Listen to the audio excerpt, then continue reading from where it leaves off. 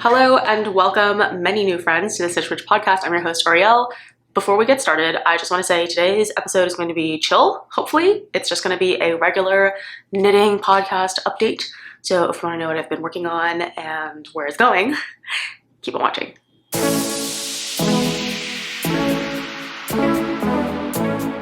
Okay, before we get any further, this is the first time since the last few videos have gone up that I'm sitting down and recording just a regular bog standard, more chill video. And I just want to say, if you are new, if you've recently discovered me, thank you so much for clicking, for giving me a chance, for joining. Yeah, the channel has really just experienced a boom like nothing else lately. And I have to say, this is truly the greatest gift anyone could ever give me. I'm really, really determined to make it happen.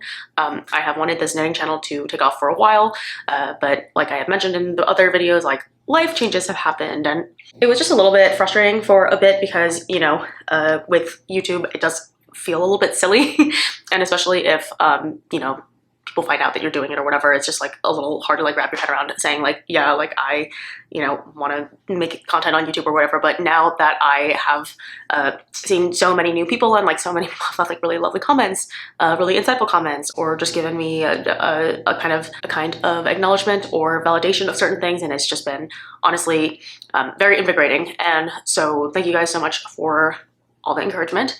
It means the world. I have so much stuff planned to there are a ton of videos that are ready to go, or the ideas are cooking. So yeah, lots of stuff down the line for the rest of the year. So thank you so much for everyone who has joined and for making this little dream of mine happen. A lot of comments specifically pointing out certain things like style or neurodiversity representation, or even just the way that I talk, it was a positive thing and that it was interesting and cozy, and all of that really just got rid of a lot of imposter syndrome and a lot of self-doubt around whether or not it would be worth it for me to come back. So thank you so much. We're gonna make it happen this year. This time next year, I'm really, really hoping that I don't feel dubious about this whole thing, and I have nothing but your positivity to thank for that. So yeah, I'm sorry for being all mushy and all that jazz, but I just think it's important to have a mission statement and to say, if you've ever felt like you have been underrepresented in this space, hopefully this is just a little corner where you can have a little reprieve, find a little, cozy little spot to get comfy. And of course, my videos are always overstaying their welcome, and so hopefully you have a project. I'm splitting this video actually up into two pieces. It was originally going to be a podcast update and a spring knit from stash kind of deal. I think I'm going to make the spring video right after this, so if you want to separate that, that's going to be two different things, so we don't end up inundating the feed with stuff that is insane. But yeah, let's get into the podcast. What I am wearing today is the Bergman sweater made by Caitlin Hunter. This is in Knitting for Olive soft silk mohair in poppy blue, and the Galway sport yarn in, I think, just regular blue. And then this is Cascade 220 Jet, and it's one of my favorite sweaters, and I'm going to wear it today because I think it matches my lipstick.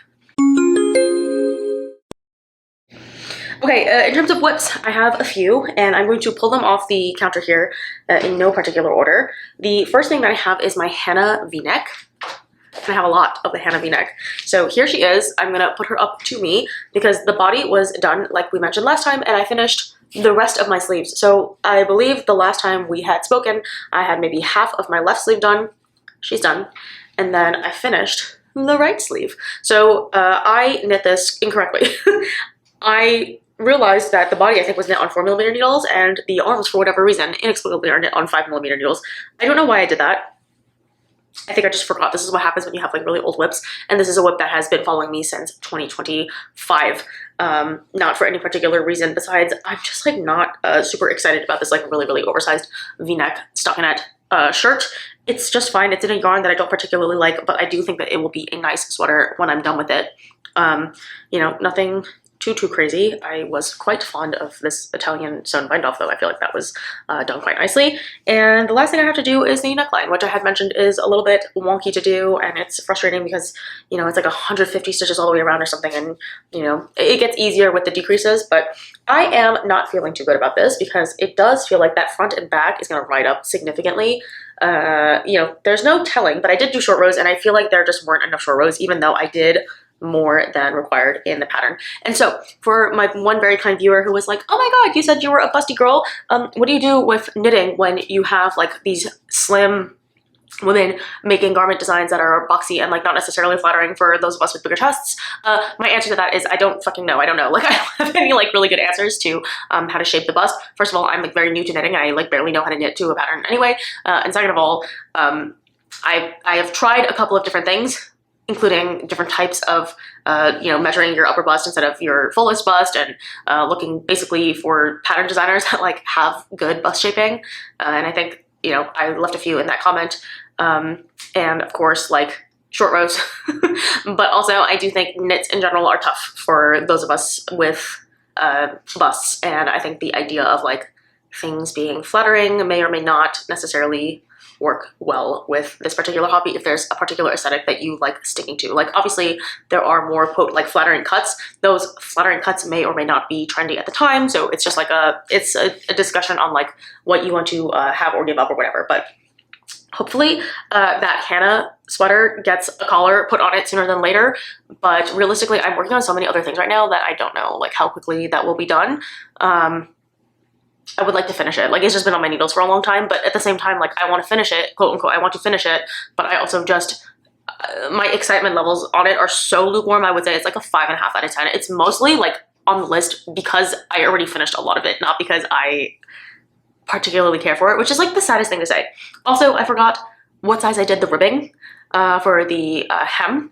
And what I did was I knit some of the ribbing and then decided, well, I'm going to pick up the collar, see how it fits, because it's going to shrink up significantly, and then go back and finish the rest of it. But, well, unfortunately, I started making this before I have my little project book that has all of my, like, teeny tiny little notes in it. So, yeah, I have no clue. I might have to, like, worst comes to worst, either just try to match what I have or rip it out entirely. I don't know. Okay, next whip I have here is my Cecelia sweater. This is the test knit that I am making for Famke of Mipi Makes, or Mipi Design Studio. I will post the picture up of what it's supposed to look like, but last time we were discussing I only had the back panel, and now I actually have the whole front and the back. And actually the front it's a split hem sweater, so the front is actually done. And I messed up a little bit on this cable. There's a cable twist, and then you know, the hem splits, and you know, this is just part of test knitting, but the few of us who have done this were like, oh, I think we did this wrong. It doesn't look the way that the pictures look. Okay, I think this is what happens when you test it. You have people who read the instructions literally and follow the instructions exactly how they are. And then there are people who read the instructions and they're like, that doesn't seem right. And then they do it more intuitively. And I, being a very literal knitter, the little girl that I am, I just will make the mistake. And it's good because, you know, usually I'm like, huh, that doesn't really look the way that I thought it was supposed to look. And then someone else will make the mistake and it's like, oh, yeah, that's because it was written in a way that it was actually like not correct. So she has gone back and made the edits. And of course, I've mentioned that I love test knitting for Famke. She is a really, really responsive and just a beautifully creative designer. Like she comes up with stuff that you would not believe, not just like for her age, because I know like age is like not necessarily an indication of anything. But kind of, because it's like, how many years could you have possibly been knitting that you know how to like come up with stuff this beautiful? But anyway, the rest of this design has lace sleeves, and don't look at my shoulders because there's supposed to be a little pearl ridge on that side, but there isn't for mine. But anyway, so it's supposed to be lace sleeves, and then there is a cute little matching scarflet. Now, I don't think I'll have enough of the yarn to do a matching scarflet, but I might. And if I have enough, indeed, I will make the matching set. But I do also know that if I don't have enough for a matching set, I might just do it in another color and have like a separate scarflet for spring. But this is the yarn that I'm working with. I didn't show this last time because I didn't have like a new ball. I was just working off of my little one. But this is the Patons Classic Wool Worsted, one of my favorite yarns ever. I love this guy. And this is in the color Softened Pansy, which to me, I don't think this is very soft. Like, look at it. It's a very, very, very bright blurple. But yeah, I mentioned it in my last podcast. I was like, I want to try new colors. I want to branch out of my like regular comfort zone. And like, this is very much so in my comfort zone. And like, you can see it's pretty much the same thing. But it is my first official purple. I don't own any purple in my sweater. Granted, this is a very blue purple, but again, I still think it counts. And I am very pleased with the rib. So yeah, the last time I went to Knit Group, I put a little progress keeper. And then I think I did all of this that day. And this is a very boxy sweater, so that was quite a lot of progress. But since then, I think I need to take that out because we are no longer there anymore. We've officially checked in. So I think what I'm going to do at this point is just mark, I don't know, this is like a very clean break. So I'm just going to mark the bottom of this hem as my progress keeper for this particular week. And I think I'm gonna commit to 2-week check-ins and not single-week check-ins, because I don't like knit that much in a week. Like I knit a lot, but not enough that it's like worth actually like coming to you guys and like blabbing your ears off about stuff that I'm doing. At least I don't think so, at least. The one thing that we'll talk about it when we get to acquisitions. So that's that. And then I guess the only other whip that I have technically is my yarn. So I went to my local knit group, and when I say local, I actually don't mean local, sorry. I went to a very not local knit group to me.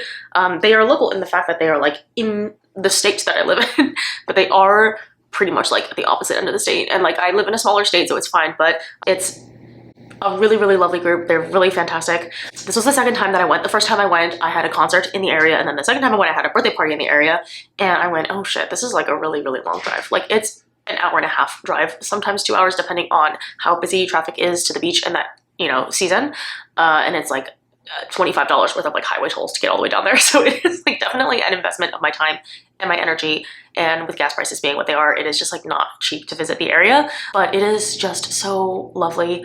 First of all, they sell Sandisgarn yarn, which is very, very hard to get a hold of, but like you're surrounded by it. It's fantastic. The crowd, there's not enough things in the world to say about this crowd. Like intellectual, thoughtful, funny, diverse, insightful, creative, like endlessly talented, very, very aesthetically diverse also, like just a lot of different tastes, a lot of different skills and talents, like not just in knitting but outside of knitting, a lot of worldviews, a lot of professions, like all ages. It's very enriching. And at this knit group, we are packed to the gills. There's like not enough chairs for all of us to sit in.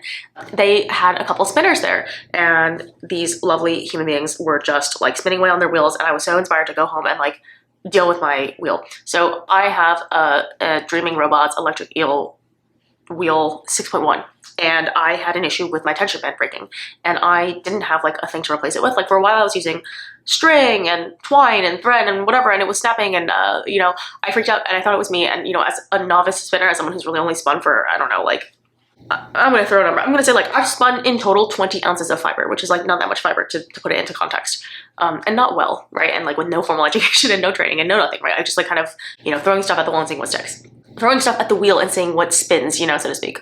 And so I didn't know if the tension wheel or the tension band snapping all the time was a me problem. And when I went to knit group, I kind of like, you know, was a little pain in the ass and like talked to the girl next to me, and I was like, so like blah, blah, blah, blah about the wheel, and like how do we troubleshoot this? And I just kept like badgering her and asking her questions, which to my credit, it wasn't like fully badgering. Like we were having a conversation and we were talking about spinning, and she was very gracious. TLDR, it is somewhat of a common issue. So there are like motor issues and battery pack issues and like power supply issues, which was another thing that I had an issue with that I ended up fixing because, you know, I was able to change out the AC adapter. And then the, you know, tensioning string thing seemed to be an issue. I am currently using some like model boat twine, and that's working. And I bought a couple things from Dreaming Robots and asked to send an extra little length of cord, and they did that for me, and that was really kind of them. But anyway, this is to say that after I oohed and awed over all the fiber the ladies were spinning at knit group, I came home and I was like, you know what, screw it, I'm gonna try again, and I'm gonna try with whatever I've learned, and I'm gonna try to spin something a little bit thinner with better technique this time. And these are my singles. Okay, judge me please, because I don't know. Like to me, these are the nicest singles I've ever spun. Are they nice singles? I don't know. I don't necessarily think they're particularly nice, but they do pass the ply back test. So if I, you know, take the little thing and I go push it back on itself, it will ply up on itself, and it does look like yarn. And I have, again, for context, I have spun way worse fiber before, and after plying and stretching and washing and everything, like it looks like yarn. So I feel like this might be even better. My only qualm is I kind of have an odd quantity of this. So I have 7 ounces of this really, really cheapy fiber that I got online. It was honestly like not even advertised as wool for spinning. I don't know even what kind of wool this is. It's like not even labeled. So it is a 100% wool of a mystery variety. And I have a couple of other options. So I can try to spin it with like by itself, but I didn't distribute it on the bobbin for that purpose. So if I do that, I'm gonna have to like redistribute the yarn somehow. The other option that I have is to spin up 3.5 ounces of color A and color B into a 7-ounce single, and then apply these two singles together to make 14 ounces of a kind of rainbow candy stripe braid or skein, which I think could be really cool. I don't know how much yardage is 14 ounces. It feels like a lot for someone who doesn't really know what they're doing.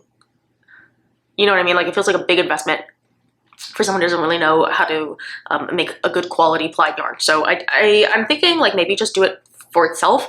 And the last concern that I have is that this color is, it kind of looks like a dusty, okay, what it is a pastel rainbow. It's extremely, extremely light and desaturated, where like you can see technically there are pastel colors in here, but it's so light you can barely notice. And I fear that if I apply this like with literally anything else, it's just gonna look dingy and gray.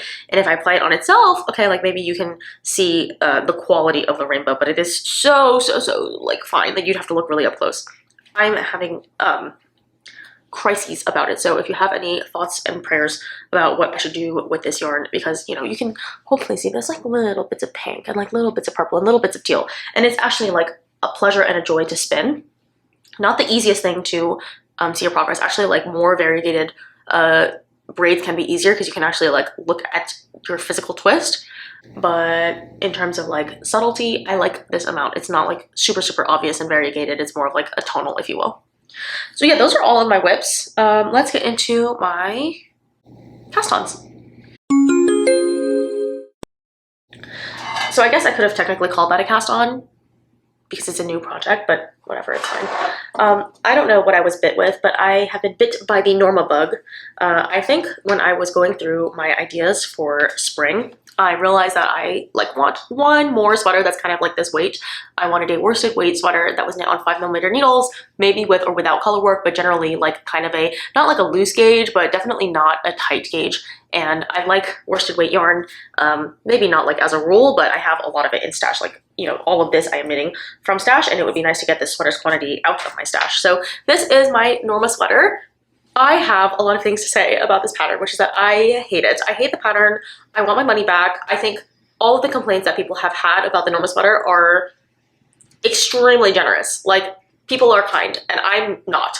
So what I have to say about this is that I have a huge problem with my Favorite Things Knitwear. First of all, she is way too big for her translations to English to be as clunky and like, frankly, poorly written as they are.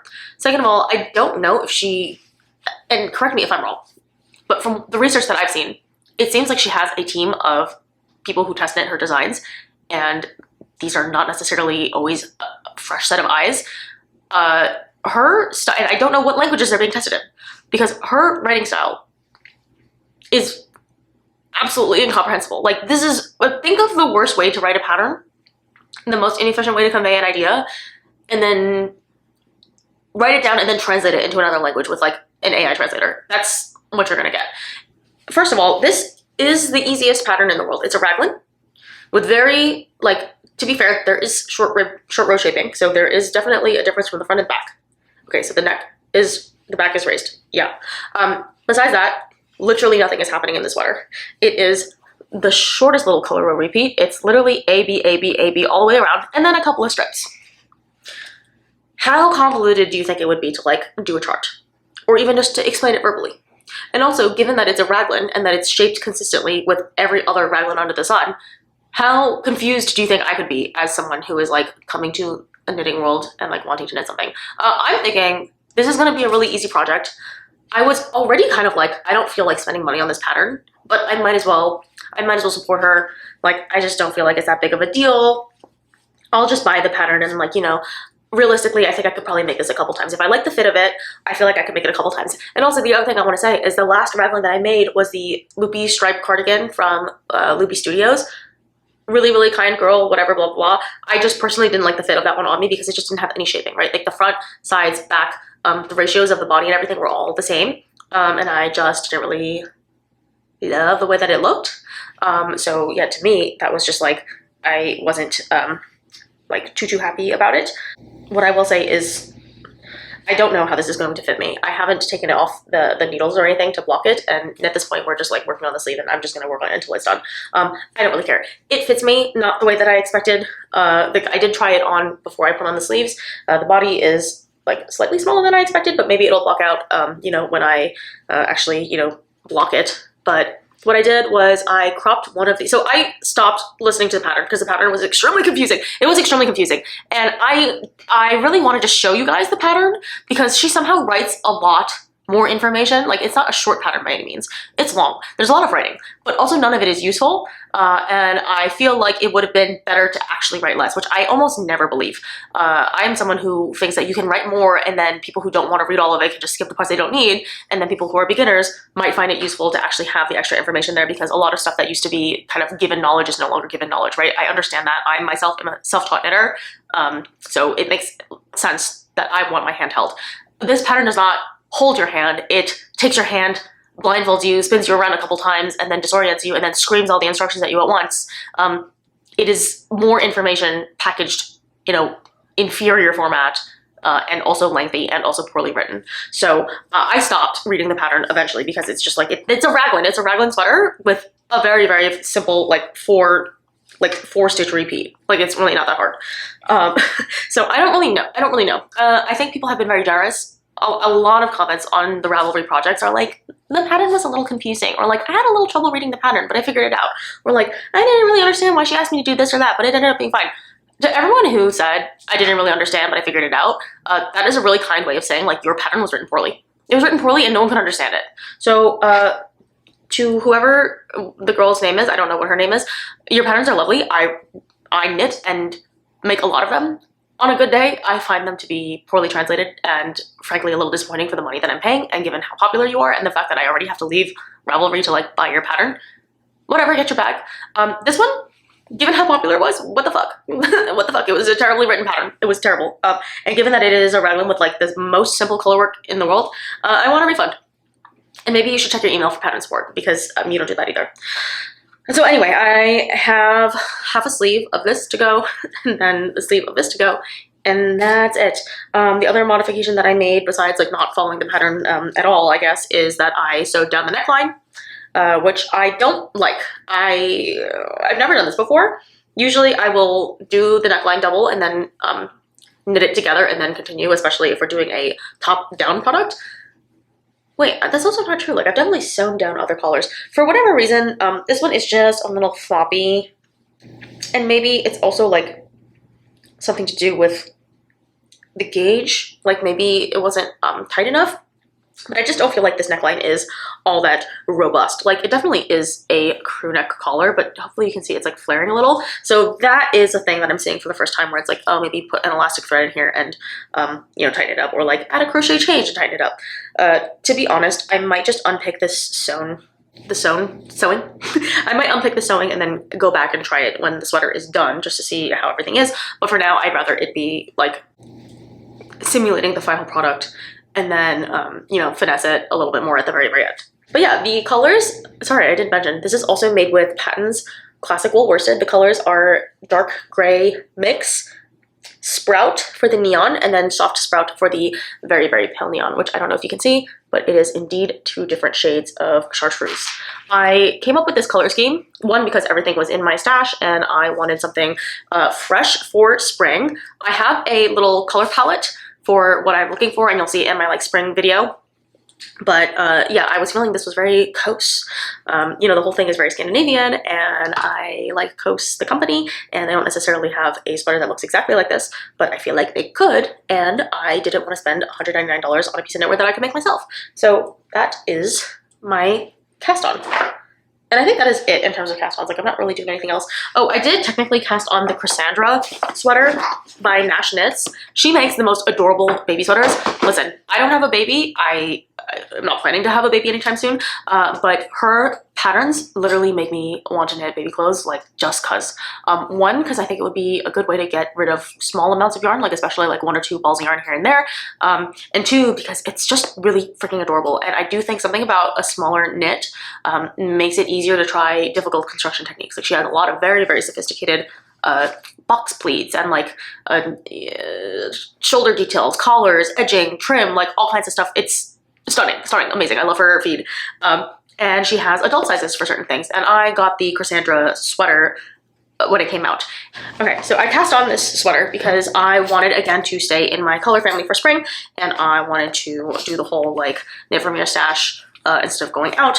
And I found these two colors. First of all, I knew this color wasn't going to be a very good color on me. It's extremely yellow. It's kind of like sallowy. It's definitely giving slime, but only because like compared to black, it's very slimy, but objectively, like as a whole color, I don't think it's gonna look good. So when I have it next to darker colors, I think it's fine. But as I started knitting up this panel, it's just looking like not the most flattering thing.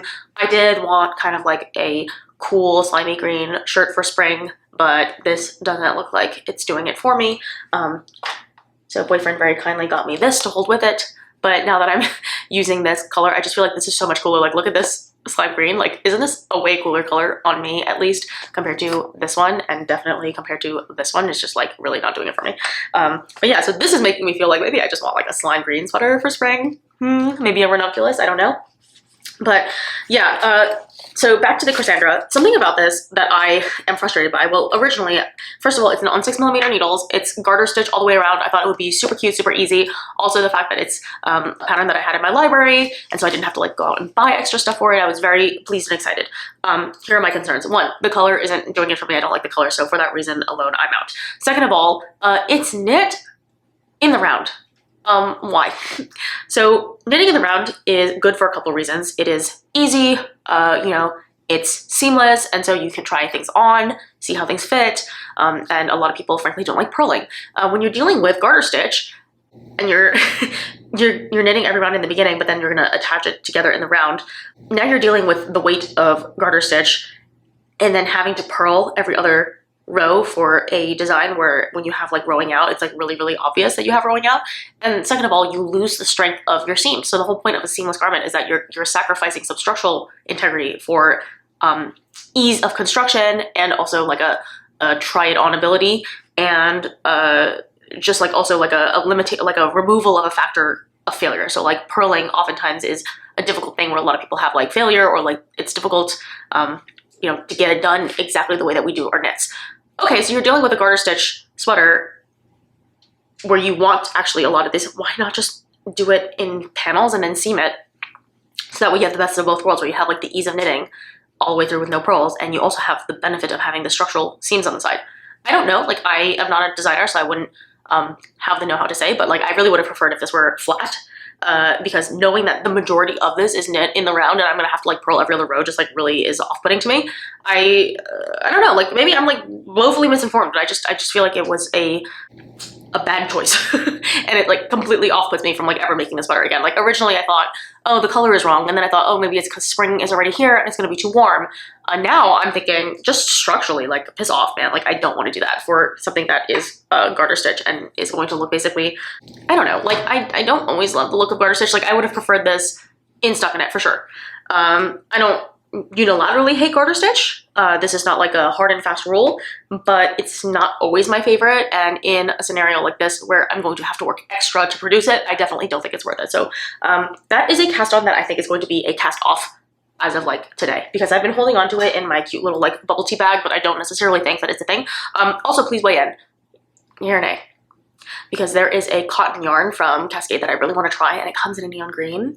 It also comes in a neon pink, but neon pink is like very much so like normally in my wheelhouse. Like I love a bright fuchsia, and there is also a pastel lilac, which is also very much so in my wheelhouse. But now I'm thinking like maybe the green is a cute color and I should do something bright and green for spring, because that's also on my palette. Okay, and then that's it. I do want to talk a little bit about some of the other things, so let's get into the more miscellaneous stuff. So I, first of all, haven't knit that much actually in the last couple weeks. So if you have seen my like everything I knit in 2026, you'll notice that like the pace that I was knitting at was really frenetic in the first half of the year, or the first quarter of the year. And for whatever reason, I've just like, not that I've hit a wall, but I think I'm like slowing down and being a normal human being again. I did knit this in the last 2 weeks, which is like, okay, it's a decent amount of knitting. Also, I knit way more than this actually, because I knit this top part to the sleeves twice. A raglan at point of splitting for sleeves twice, which is like so many stitches, and I'm like absolutely furious and livid that I had to like rip everything out and do it again like multiple times. But yes, believe it or not, I'm trying to like do other things besides knit. So in terms of favorites, I have a couple of favorites. One of the things that I have been doing to like not knit like a crazy person all the time is coloring. And yes, I fear I have no personality, and so I have just been doing the same like base coloring that I've been seeing on TikTok, which is the like get the coloring markers. First of all, I started with the TJ Maxx markers. Don't even bother. Don't even bother.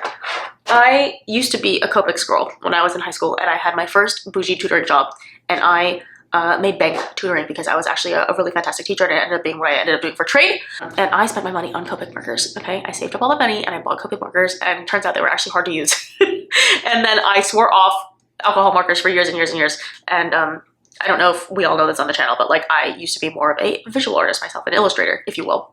That was like my main hobby.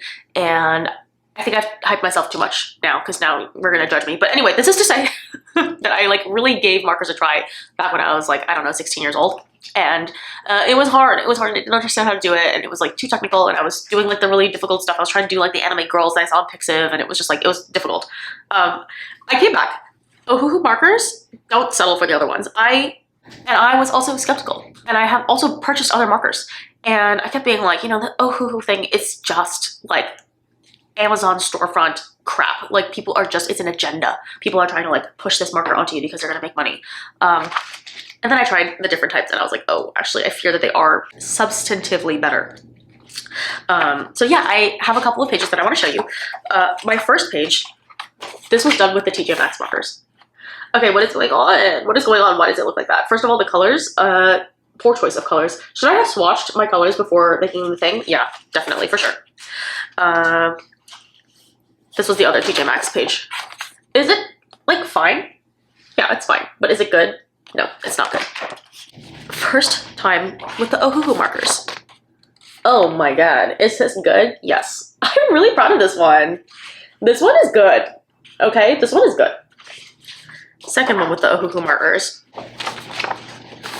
Is this one good? Yeah, I think this one is good. Like, the markers are worth it. They're worth it, guys. I'm sorry. I'm sorry. Like, this spread looks fantastic. And I only made this spread after the fact because I was like, the TJ Maxx markers are like really sending me, like, I don't understand why they're like messing me up so badly. Even though this spread looks really cohesive and it's not like I'm particularly missing colors, they're not doing this. They're not doing this. This is like, wow, girls, slay. And it photographs a little bit better than it looks in person. So like, I don't know if like the photo on my iPhone like looks a little bit better than it does in person, at least. And you know, they're not all slays, like for sure. Like I did a bathroom one. Don't look, it's not that good. And then this morning I did one that I didn't like. So I have this coloring book, and then the other coloring book I have, and this one is from Ourielle. And all of them have like the same name. Cozy Days, Cozy Vibes, Cozy Corner, Cozy Cutie, Cozy Friends. Like, okay, sorry, I'm not gonna remember this. And this one is Kawaii Japan. And I have been saving this for when I like feel more confident. We're working on this page now. Oh, look at this beautiful little Dharma being painted. I don't know. I don't have any brown. So like her hair is like a lot of different colors right now. It will be more cohesive later. I'm working on this like as we speak. So this is my like non-knitting activity for now. I'm sure there will be a new hyperfixation. Also my spinning wheel broke again, like halfway through like the last podcast video and this one. So when I started spinning and between now and when my wheel stopped working and the AC thing just gave out again, I was like, okay, screw it. We're coloring. We're not knitting. I've reached an impasse on so many other freaking items and I don't feel like doing that right now. We are going to be coloring. And I enjoy it. I'm trying really hard not to like buy more coloring books because like these are a lot of pages and I showed you what, 4 pages.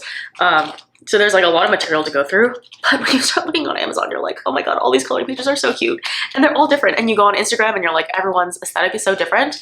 I am limited because I bought the pastel set And I love my choice. I like that I just picked the pastels, but I'm watching people color with like moodier colors and I'm like, ooh, that's actually kind of an interesting thing too. And then you get into the whole thing. Like some people have paint markers and gel pens and whatever. So it's not the best. I don't have everything. But it is definitely enough to like keep me excited and to feel like I'm progressing at a new thing. And you know, like there's a big ceiling ahead of me. So coloring, I recommend it. I recommend it for sure as a new hobby. I'm also playing a stupid mobile game. It's called Good Coffee, Great Coffee, or Great Coffee, Good Coffee. The game is made by Tap Blaze, and this is not sponsored because I'm just a random. But look, it's like a little coffee cafe simulator game, and I only downloaded it recently. But I have my like 2 little employees, and they help me make my coffee. And this is the default. I didn't like actually decorate any of my my cafe or anything like that, but there's like a lot of different things you can add. You can buy different things. There's different recipes, there's ingredients, there's like a storyline. It is a very realistic portrayal of what it's like being a barista. Like I've had a few barista jobs. It doesn't sugarcoat anything. Like yes, it's cute and cozy.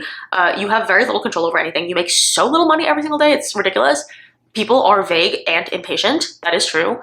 There's too many things happening at once. It's overstimulating. It's also really mind-numbingly boring at the same time. I don't know why I play this game.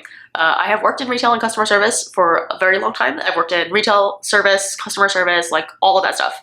I've also worked in classrooms. I've worked as a teacher. I've worked as a tutor. Like I've worked as a lot of different things. And it's like difficult dealing with the public. And I don't know why I have like a game that simulates that for my free time. But it does keep me off of the knitting needles, which, believe it or not, that is something that I'm trying to do a little bit. Whether or not the like hobbies besides knitting are going to continue being a really important part of my life or not, I don't know. This is just the thing with the weather getting warmer and warmer. I feel it getting harder and harder to knit with wool. I don't have that much non-wool though, so it's a little bit like concerning to me what the future might hold, because either I'm going to have to find new kind of fibers to work with, or I'm gonna have to just continue weaning myself off of knitting or making like socks or something, because it's getting to the point. Okay, let's talk acquisitions. I have purchased just the one thing, which are my Chow Fortes. Oh my goodness, have you seen these? I don't think these are new, but they are new to my knit store, and they got in stock these beautiful carbon steel, I don't know, but they're incredible. I have 2 sets, and I bought the 4.5 because this is just a shape and length of needle tip that I really enjoy. I use it a lot. 4.5s are probably my most commonly used tips for 4.55.